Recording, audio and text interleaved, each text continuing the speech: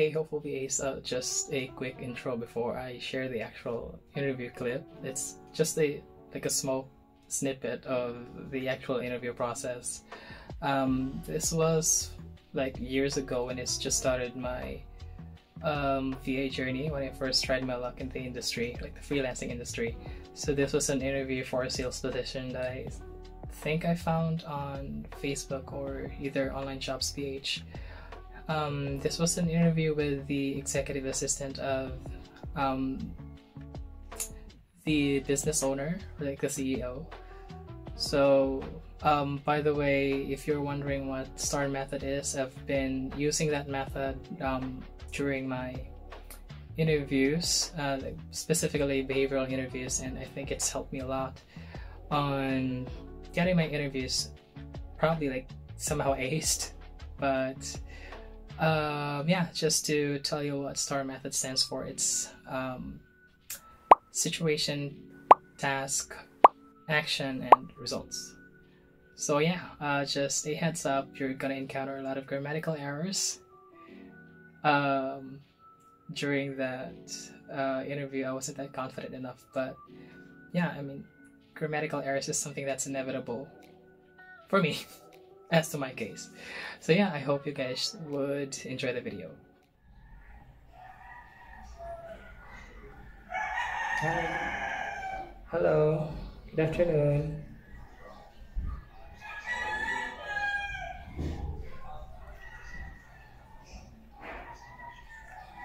Oh, sure.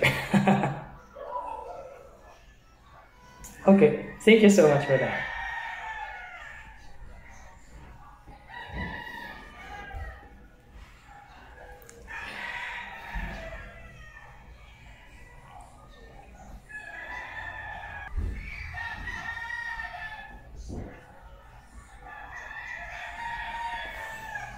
Yeah, sure. Everything appears clear to me.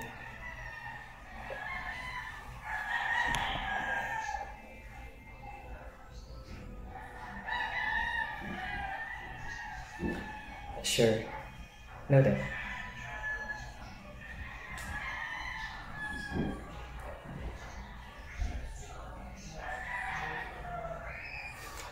Actually, that's great news. Probably the biggest in my entire career.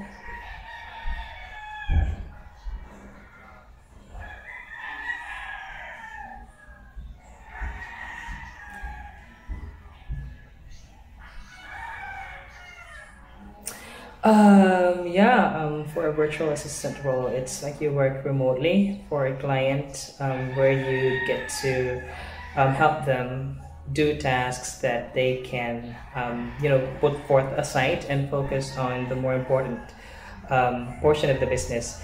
So these are tasks that they can easily delegate to you, which could in turn be of much help to the business as well. So as far as what I understood, you work like a secretary. Yeah, it depends upon your niche though, but yeah.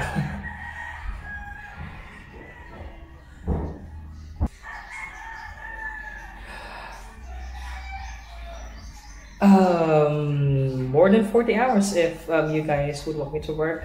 I can go the extra mile, probably about 40 hours a week.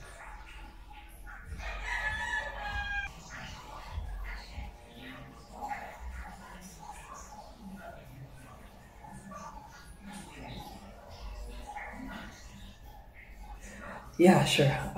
So for that instance, we'll go back to my experience with certain clients, because there was a time I had to handle. I mean, like it was an everyday situation where I took care of both uploading the invoices and accepting user signups through the client's portal. So both of those tasks were important because accepting user signups. Yeah, so both of those tasks were really important, top priority for us. And there was this time where we received an influx of signups, because usually when a supplier just gets launched, that's when people, because we also cater B2C, that's when people like they really like do some abrupt signing up because we also offer discounts that time. So we also received, like a customer service team also receives a lot of complaints regarding the pending status of their sign up, and I was constantly conflicted as to which task I had to prioritize. So for that one, what I did to effectively manage everything, um, despite the challenge, I set myself like I had to set some metrics. Like in every 5 invoice uploads, I had to accept one to sign up. So by then, there's like a relative gap. If in case they ask for numbers, I can explain that there's like a 2-minute gap or 5-minute gap between user signups because I had to process invoices as well. So for that one, there's like a visibility of processes. I was able to relay my concern to the customer service team so that they can also customize their emails when they receive complaints from the customers, especially with the user signups.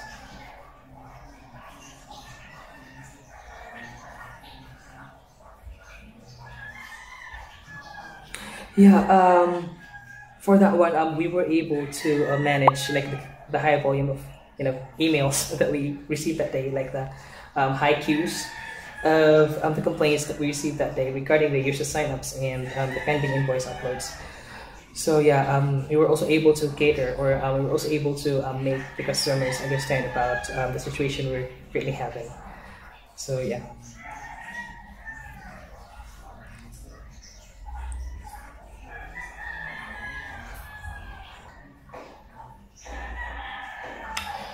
We're only able to get sick leaves and vacation leaves if we reach a year with the company. So yeah, that company only gave us like our VLs when we were able to reach a year with them. So it was something I'm not really good with because there are instances where like emergencies happen, so you really have to leave or you really have to take a rest, especially if you get sick.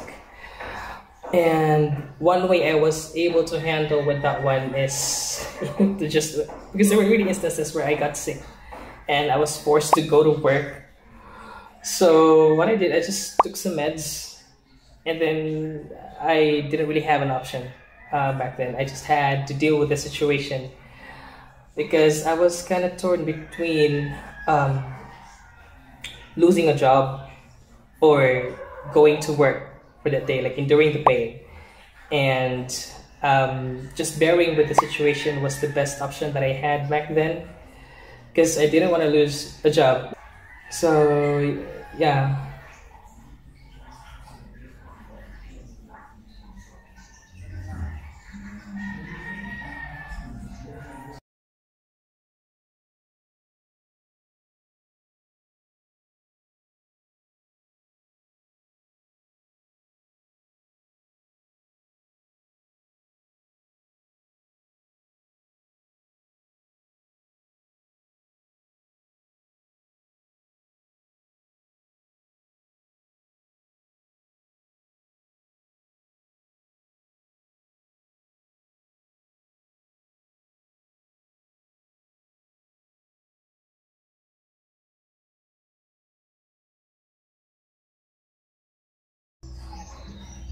Okay.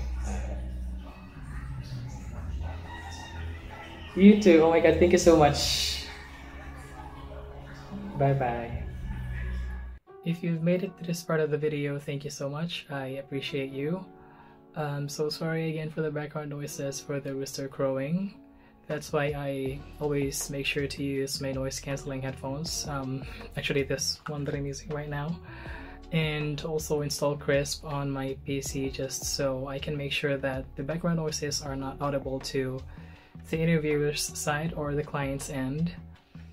And in case you're wondering if I got the job, I did not, but I made it to the part of the interview, or I passed that interview stage. So they had me speak with the client or the business owner. However, they decided to choose or proceed with someone who had an in-depth sales experience. So probably it wasn't just for me. Always take rejections as redirections.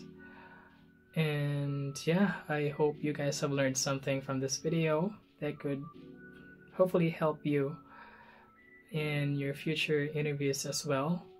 And I would just like to remind you always to do your best and manifest.